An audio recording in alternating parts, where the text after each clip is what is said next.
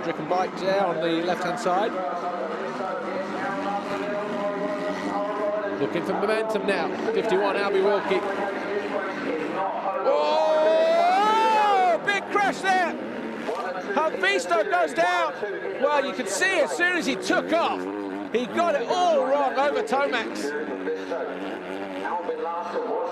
And 42, Haavisto eats dirt in spectacular fashion, picks himself up with a bit of a limp. He's probably crashed on that shoulder blade as well, but doesn't only have the race lead back to Wilkie.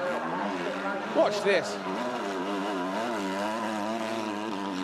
Wilkie, sorry, Haavisto just got it wrong, jumped too long as well. Oh, right knee, took a right paste in there as he landed. No wonder he's walking the limp, he's ripped his boot open as well.